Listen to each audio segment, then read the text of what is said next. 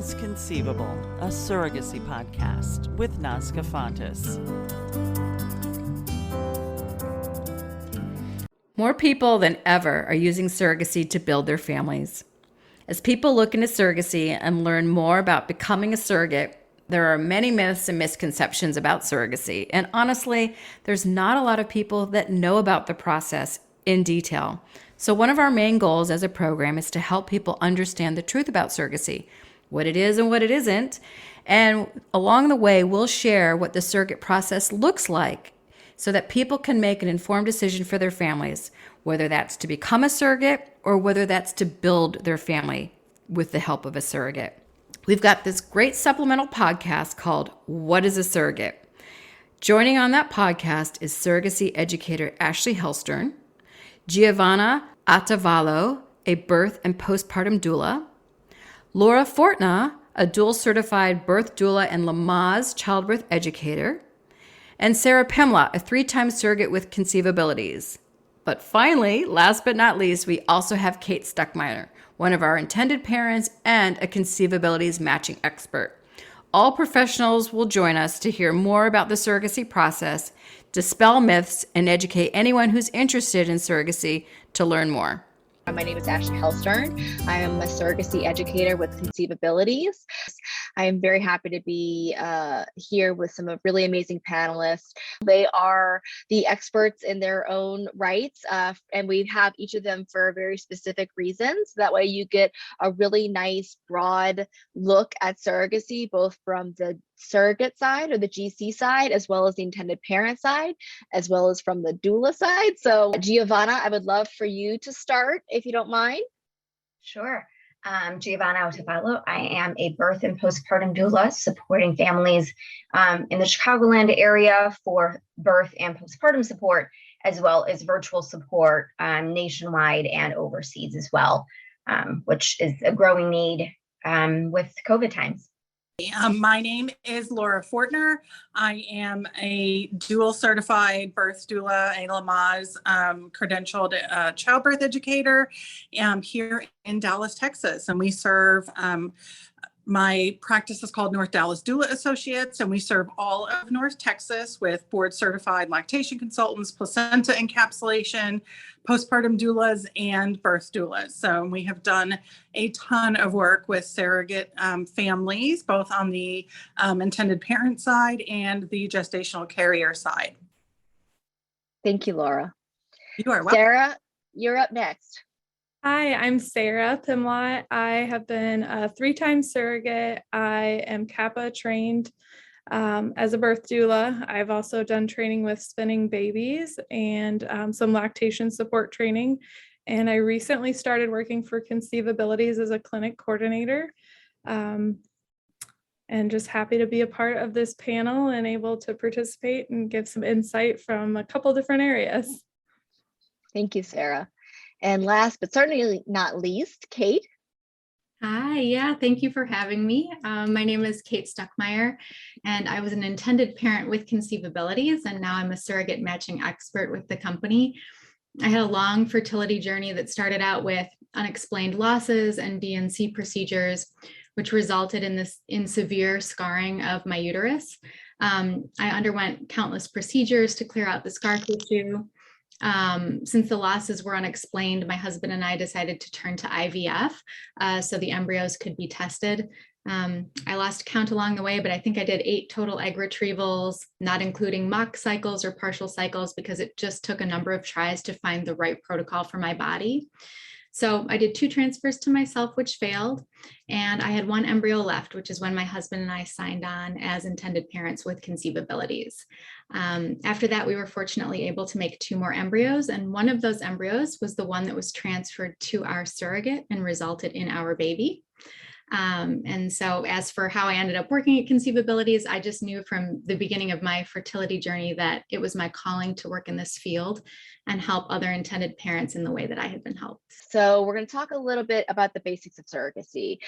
What is surrogacy? When surrogacy originally began, the science wasn't available. So the woman that actually carried the baby also used her own egg in the process. We now call that traditional surrogacy. And I would say it's pretty widely accepted today that we don't do not do that anymore. We only do gestational carrying surrogacy. And what that is the woman that is actually carrying the baby, she does not actually use her own egg in the process. So what happens is the intended parents undergo an IVF process, and they actually create an embryo at that IVF clinic, and then that embryo would be transferred to the surrogate. So she has no genetic or legal connection to the baby whatsoever. Why does someone need a surrogate? Well, there are many reasons. You'll actually see some of our panelists why they may have needed a surrogate. It could be a number of reasons, from infertility. 1 in 8 women of reproductive age deal with infertility issues. We also have medical reasons like cancer treatment, heart problems. It could be gay dads. They're not able to do it because they don't have a uterus. So a multitude of reasons why somebody may need a surrogate. And then, why is surrogacy the most successful fertility treatment? I think the thing that makes it so successful is the fact that these women that are becoming surrogates, they have had their own healthy pregnancies. They are the women that like being pregnant. I mean, I often talk to these women, they're like, my body feels better being pregnant. I don't want any more kids of my own, but I like being pregnant. So these women want to do this. They want to be able to help another family in need. And that's fantastic that, they're able to do this, a really amazing thing for people that are not able to do it on their own. So it really is an amazing partnership. So let's talk about some of the requirements of surrogacy. These are not the only requirements. There are some other things that we have to consider. There'll be different steps along the way, medical records, different things that we'll be doing in the background. But I like to say the high level requirements really come down to 3 things. Have they given birth before? So again, as I mentioned, that the women that are coming in to become a surrogate, we have to make sure, not only for their sake, but for the baby's sake, that they're able to carry a baby full term and have an uncomplicated pregnancy. So sometimes people hear uncomplicated and they think, well, I've had a C-section, I don't qualify for this. That's not the case. You can actually have up to 3 C-sections and still qualify for this. So think of uncomplicated as kind of some of those bigger major factors where potentially the mom was at risk or the baby was at risk. Those things would be potentially considered uncomplicated.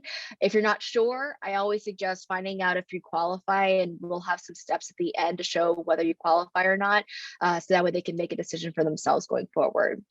One of the other factors is age. So I am actually happy to say within, I think it was actually this past year, we've raised the age limit has raised up to 43. So it's 21 to 43. You also have to be a US resident. So it's either US citizen or permanent resident, because legally wise, in order to get parentage rights, also this is a longer process. We have to make sure that they do have roots in the United States, because we're working with IVF clinics within the United States as well. What are the most common surrogacy myths that you have heard? The myth I hear the most is that the baby will be genetically related to the surrogate. But the truth is that the surrogate is just growing the baby for the intended parents. That is always a good one. What about you, Giovanna? I think the one that you dispelled was about age, that a surrogate can only be, someone very young, under 30. And that's not the case. Yeah, I do get that one a lot. Sarah, what about you? The myth that I got, or the question that I got when I was a surrogate 3 times most often, was, won't you get attached to the baby? Will it be hard to give the baby up? And I really just had to explain to people that it's a completely different arrangement than like an adoption, explain that you're not genetically related to the child. And although I feel like you do build a relationship with the family, there's no real attachment in the same way that you're attached to your own children. It's more like you're getting excited for a friend or a family member to have their kiddo, like a niece or a nephew or a friend's kid kind of deal. And you really go into it with the intention of helping, and you go into it knowing that the baby's not genetically related to you, and that you're just helping get the baby here. Yeah, that's awesome. I get that one a lot, actually, whenever I'm talking to women that are, asking about surrogacy. Am I going to get attached? That's a great one to address. And Laura, what about you? What myth have you heard?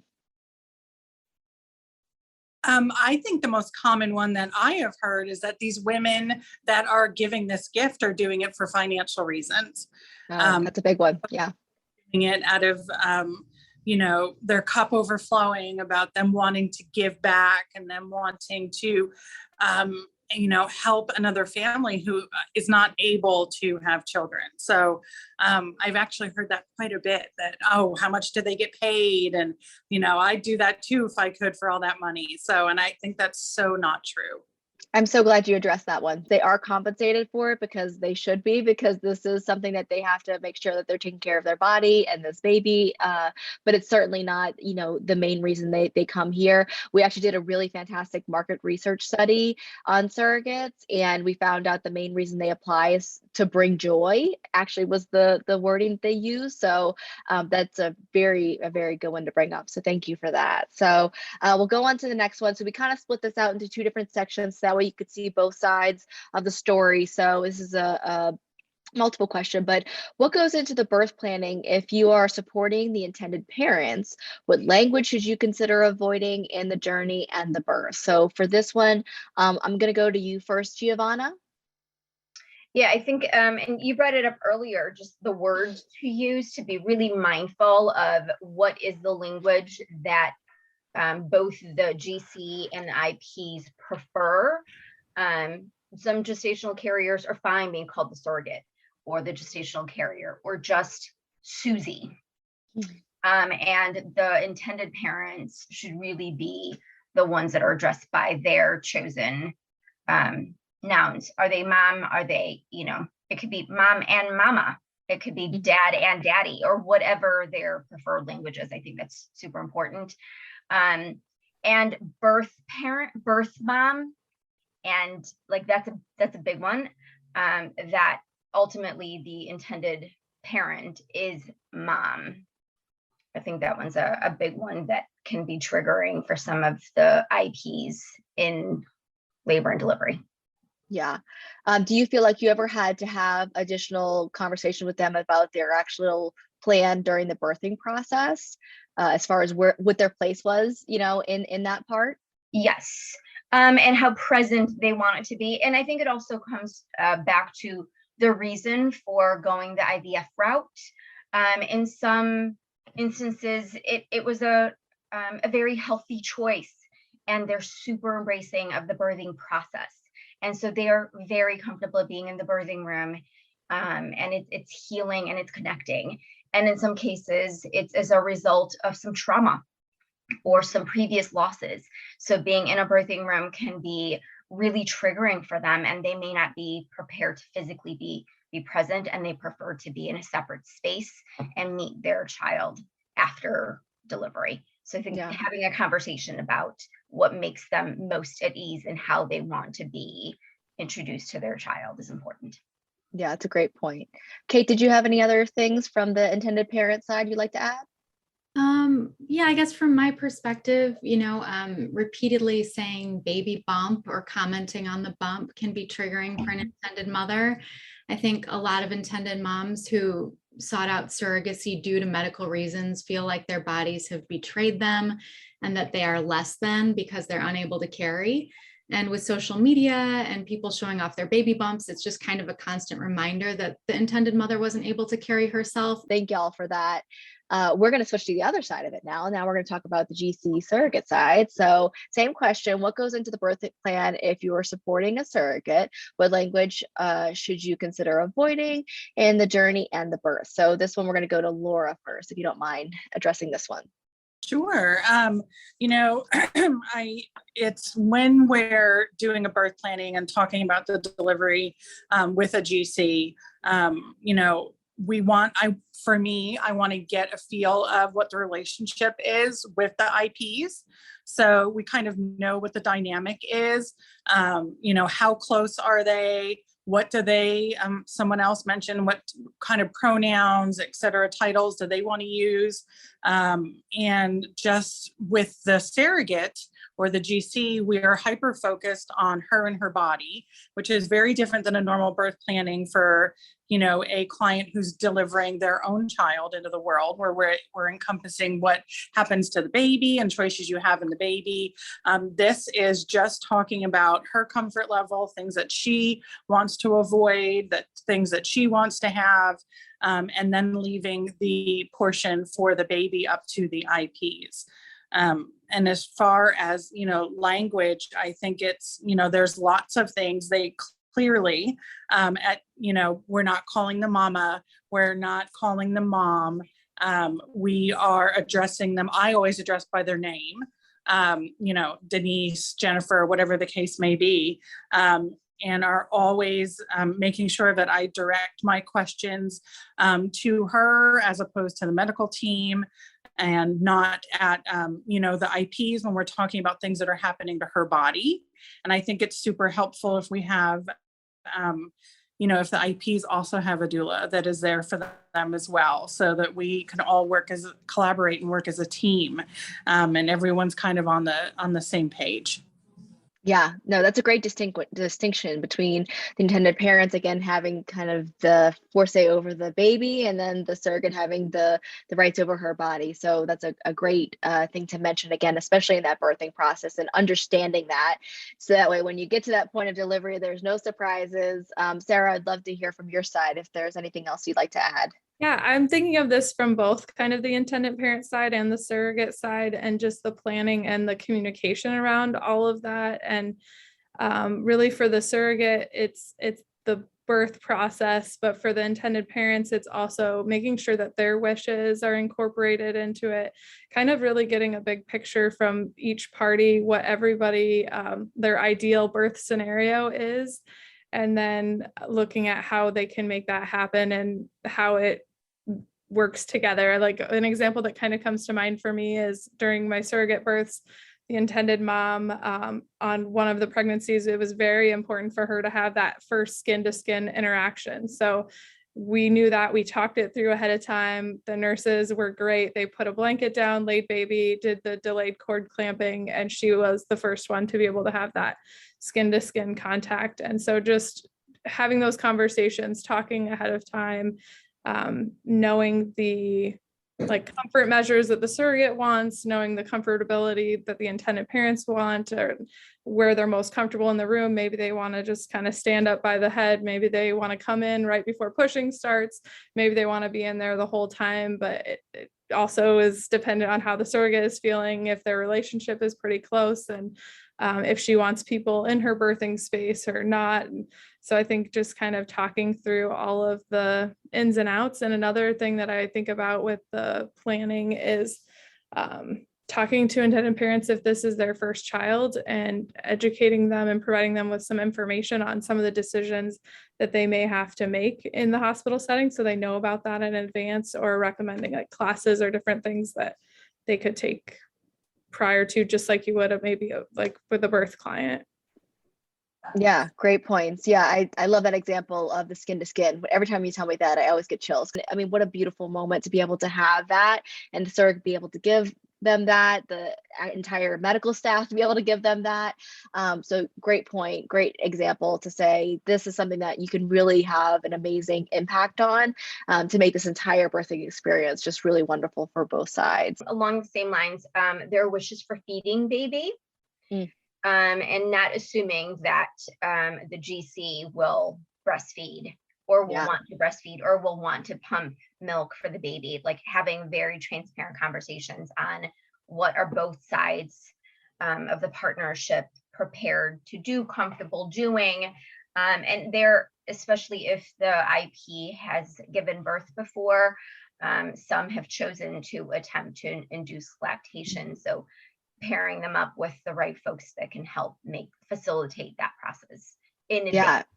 Great point. To make that discussion the day of birth. Yeah, for sure. Great point. And I think that actually kind of perfectly leads us to our next question, which talks about when does the birth planning typically take place? And a lot of that has to be due to the idea of this breastfeeding, pumping. talking about what does that look like, as far as shipping and how long do you maybe want to pump for, all of those things. So I will see Sarah. Do you mind answering this one for us? Sure. So I say around like 28 to 32 weeks is when that birth planning should take place, just to make sure we have that communication going on, giving some people some time to think through their preferences if they're making decisions that they weren't aware they'd be needing to make. So giving them some time to get some evidence-based information to them and kind of make those decisions and have that open dialogue. I know at Conceivabilities, we do a birth discussion. It's about a page long, and it just really hits on a lot of the high points of things that both the intended parents and surrogate need to consider within the birth. I'd say even starting the discussion for postpartum care for both parties. I think folks take for granted that an IP family still needs substantial postpartum support. Just because their body didn't go through the delivery process doesn't mean that there's a lot of physical, emotional transitions that are happening. Yeah, great point. Now let's go on to the next one, which is, do intended parents typically attend the birth? So Kate, I'll go to you on this one. Sure. The answer is yes, and it is the best. My husband and I were in the room cheering our surrogate on. My husband cut the umbilical cord, and I immediately did skin to skin with our baby, and then passed our baby to my husband for him to do skin to skin next. And then we FaceTimed our families. In our case, we were right in the room with our surrogate and her husband. We didn't move rooms. We stayed right there. And then our surrogate got to hold our baby, and we took a bunch of pictures together that we'll all cherish forever. That's so sweet. Giovanna, do you have any feedback on that question as well? Yeah, I think it depends on the reasons why, and just being really open about respecting what the intended parents want to do, and how their journey got them to IVF, and then supporting them in the best way that we can to make that a really healing process for them. Yes, I would say that they typically do, just kind of depending on the preferences. It just came to mind that like at Conceivabilities or in a surrogacy arrangement, they're usually like talking about that pretty early on and what everybody's preferences are, and try and match people with someone that has similar, like they would like to be in the room or not. I personally loved getting to see the parents like with their meeting their baby. Like it's just the most magical moment at the end of the journey where you get to see everything kind of come together. And I happened to hire a birth photographer and a videographer for it. So I've got video, and it's just really cool to be able to see it from the outside and see the parents. On a couple of my births, grandparents got to come to the hospital, and just getting them to meet their grandchild is just like the most incredible thing ever. That's really cool. So next up, we're going to talk about how did you address surrogacy with your spouse? So Sarah, let's go to you first. Sure. So I researched surrogacy for about a year before I decided to become a surrogate. And I had young kids at the time, and I was researching it initially because I thought my sister might need a surrogate, and then she didn't need one. And then I was like, I still really want to do this. This is really cool. So just talking to them and explaining I'm not genetically related to baby, and like that it would basically be like being the oven, and that I've had pretty easy pregnancies, and just kind of talking about the process, and that helped to bring their mind at ease. And then for my kids, I read some books. My daughter was about 7 at the time that I did the first surrogacy. So she was the only one that was kind of like, we should just have a baby. Don't have a baby for somebody else. So I found a lot of really nice videos online, like of people documenting their surrogacy journeys, and showed those to my 7-year-old. And she was like, yeah, we should help a family. Like we should definitely do that. And then my youngest was about 2 at the time. And he went through like 3 journeys pretty much back to back. The surrogate baby's age 5 5'3" and 1. So I feel like now he was just so factual about it. He'd tell strangers like, yeah, my mom's having a baby, but it's not mine. It's not ours. Like, it's so-and-so's baby. Like, we'd get strangers commenting like, oh, are you going to have a little brother? And he'd be like, nope, that's so-and-so's. Not ours.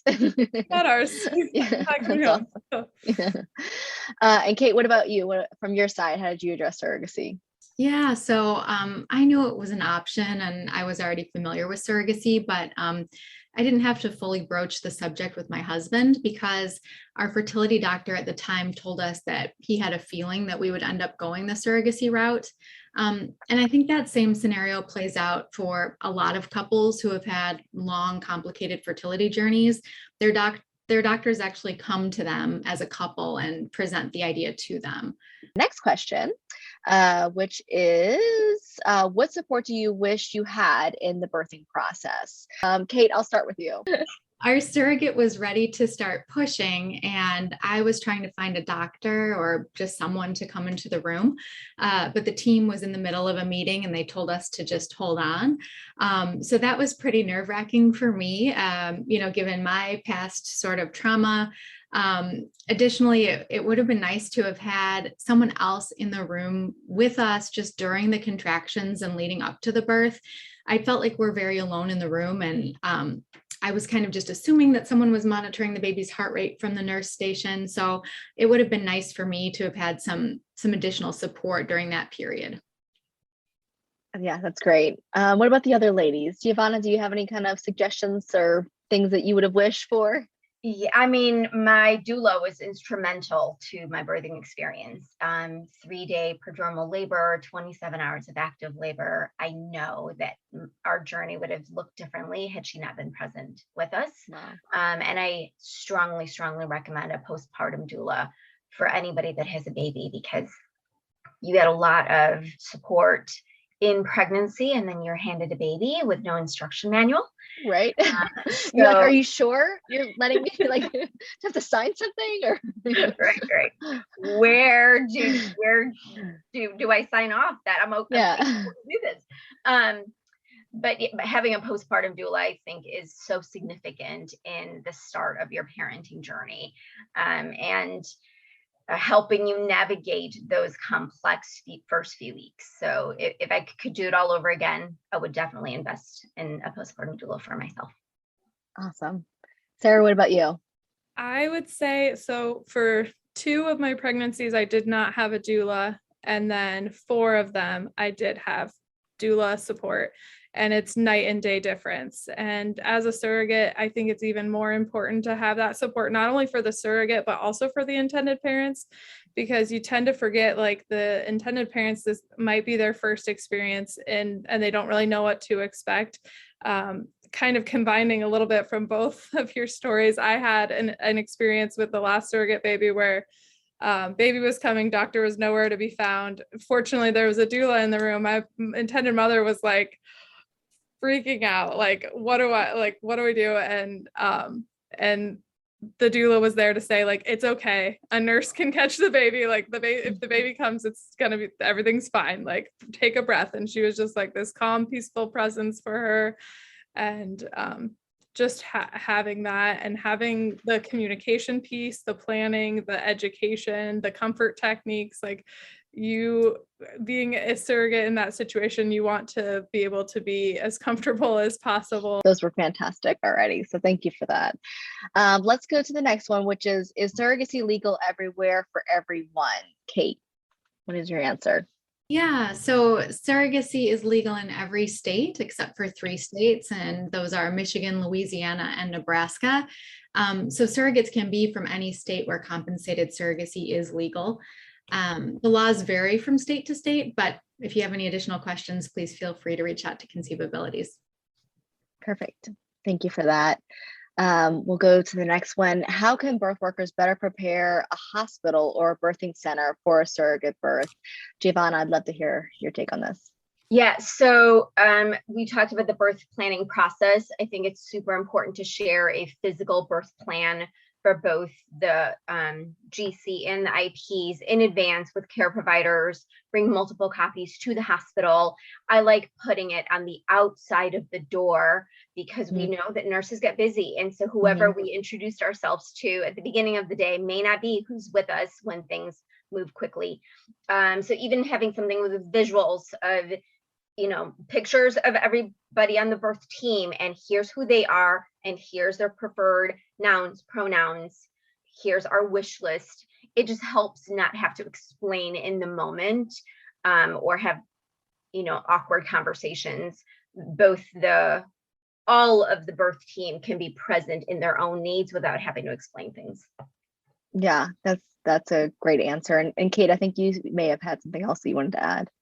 Yeah, I mean, Giovanna really nailed it. I would say, just being mindful of the surrogates and intended parents triggers that we talked about, and just making sure that everyone's physically comfortable, and just advocating for everyone in that way. Yeah, for sure. Sarah, did you have anything that you wanted to add? Anything that you can do ahead of time to check in with the hospital staff and see what their policy at that particular hospital, I think, is helpful. Oftentimes they'll give the intended parents another room. I know, but it kind of depends on how full the hospital is. So just checking in advance, letting them know ahead of time that it is a surrogate birth. I know they had a social worker that they referred us to that we were able to kind of talk through the legal stuff that would happen at the hospital too, because we did have to sign the post-birth order with the attorneys after birth. And then we brought a copy of the orders and stuff. So they had that at the hospital too. And then they talked to us about hospital bracelets. So in ours, each parent got a bracelet. I had a bracelet and baby had a bracelet. So they had to do some additional stuff there. And then they had their social worker was great as far as helping fill out the birth certificate and making sure that we filled that out properly.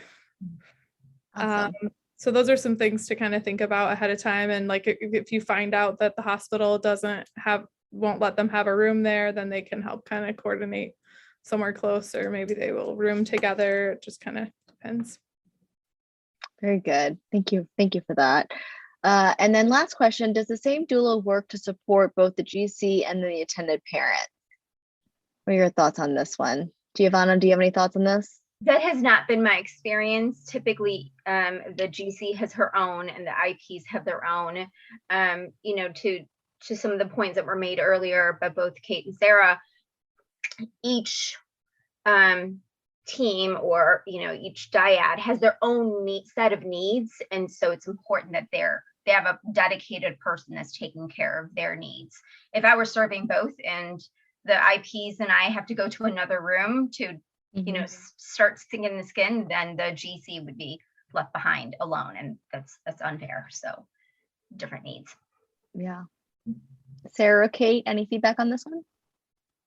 I just agree with Giovanna that it would be nice to have two or even a team, but I think it would be important for them to communicate well with each other and about everybody's still have a big group discussion. Yeah, perfect.